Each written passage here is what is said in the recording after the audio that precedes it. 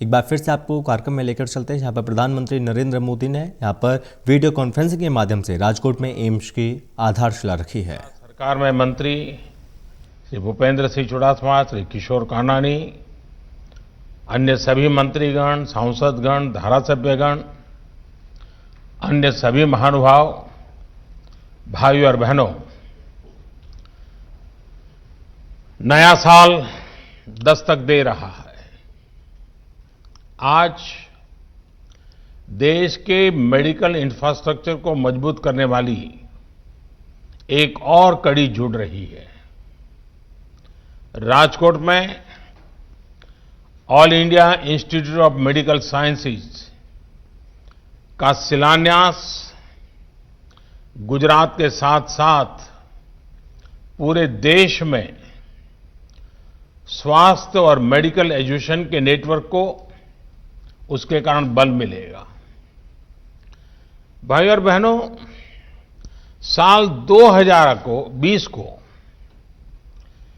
एक नई national health facility के साथ विदाई देना इस साल की चुनौतियों को भी दर्शाता है और नए साल की प्राथमिकताओं को भी स्पष्ट करता है। ये साल पूरी दुनिया के लिए स्वास्थ्य के रूप में अभूतपूर्व चुनौतियों का साल रहा है। इस साल ने दिखाया है कि स्वास्थ्य ही संपदा है। ये कथा हमें हमारे पूर्वजों ने क्यों सिखाई है, ये हमें बार बार क्यों रटाया गया है, ये 2020 ने हमें भली भांति सिखा दिया। स्वास्थ्य पर जब चोट होती है तो जीवन का हर पहलू बुरी तरह से प्रभावित होता है और सिर्फ परिवार नहीं, पूरा सामाजिक दायरा उसकी लपेट में आ जाता है। और इसलिए साल का यह अंतिम दिन भारत के उन लाखों डॉक्टर्स, हेल्थ वॉरियर्स, सफाई कर्मियों, दवा दुकानों में काम करने वाले और दूसरे फ्रंटलाइन कोरोना योद्धाओं को याद करने का है, जो मानवता की रक्षा के लिए लगातार अपने जीवन को दांव पर लगा रहे हैं। कर्तव्य पथ पर जिन साथियों ने अपना जीवन दे दिया है, मैं आज उन सबको आदरपूर्वक नमन करता हूं। आज देश उन साथियों को, उन वैज्ञानिकों को, उन कर्मचारियों को भी बार बार याद कर रहा है, जो कोरोना से लड़ाई के लिए जरूरी मेडिकल इंफ्रास्ट्रक्चर तैयार करने में दिन रात जुटे रहे हैं। आज का दिन उन सभी साथियों की सराहना का है, जिन्होंने इस मुश्किल दौर में गरीब तक भोजन और दूसरी सुविधाएं पहुंचाने में पूरे समर्पण के साथ काम किया। इतना लंबा समय, इतनी बड़ी आपदा, लेकिन ये समाज की सामूहिक संगठित ताकत, समाज का सेवा भाव, समाज की संवेदनशीलता, उसी का नतीजा है कि देशवासियों ने किसी गरीब को भी इस कठिनाई भरे दिनों में रात को भूखा सोने नहीं दिया। ये सब नमन के पात्र हैं, आदर के पात्र हैं। साथियों, मुश्किल भरे इस साल ने दिखाया है कि भारत जब एकजुट होता है तो मुश्किल से मुश्किल संकट का सामना वो कितनी प्रभावी तरीके से कर सकता है।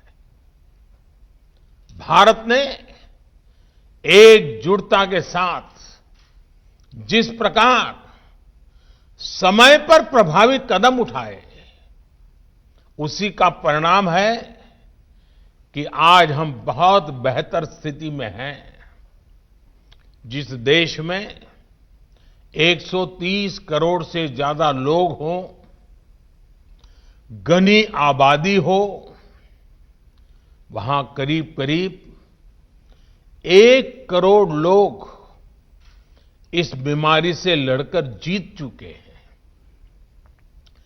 कोरोना से पीड़ित साथियों को बचाने का भारत का रिकॉर्ड दुनिया से बहुत बेहतर रहा है।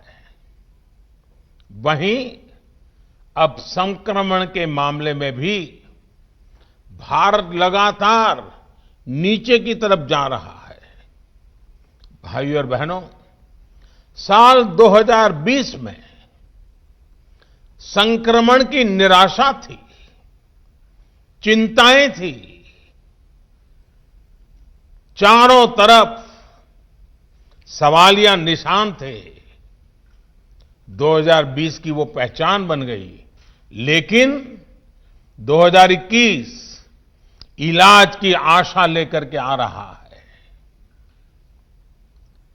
वैक्सीन को लेकर भारत में हर जरूरी तैयारियां चल रही हैं। भारत में बनी वैक्सीन तेजी से हर जरूरी वर्ग तक पहुंचे, इसके लिए कोशिशें अंतिम चरणों में हैं। दुनिया का सबसे बड़ा टीकाकरण अभियान चलाने के लिए भारत की तैयारियां जोरों पर है।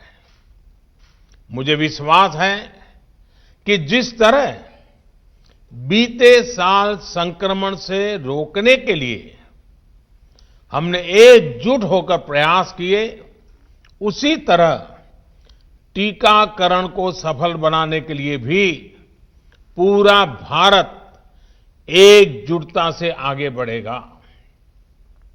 साथियों, गुजरात में भी संक्रमण को रोकने के लिए और अब टीकाकरण के लिए तैयारियों को लेकर प्रशंसनीय काम हुआ है। बीते 2 दशकों में जिस प्रकार का मेडिकल इंफ्रास्ट्रक्चर गुजरात में तैयार हुआ है, वो एक बड़ी वजह है कि गुजरात कोरोना चुनौती से बेहतर तरीके से निपट पा रहा है। एम्स राजकोट गुजरात के हेल्थ नेटवर्क को और सशक्त करेगा, मजबूत करेगा। अब गंभीर से गंभीर बीमारियों के लिए राजकोट में ही आधुनिक सुविधा उपलब्ध हो रही है। इलाज और शिक्षा के अलावा इससे रोजगार के भी अनेक अवसर तैयार होंगे। नए अस्पताल में काम करने वाले लगभग 5,000 सीधे रोजगार उपलब्ध होंगे।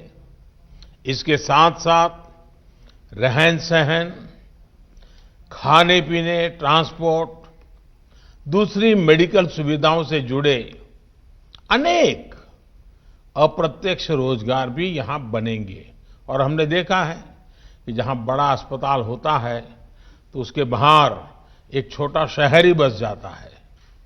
भाइयों और बहनों, मेडिकल सेक्टर में गुजरात की इस सफलता के पीछे 2 दशकों का अनवरत प्रयास है, समर्पण और संकल्प है।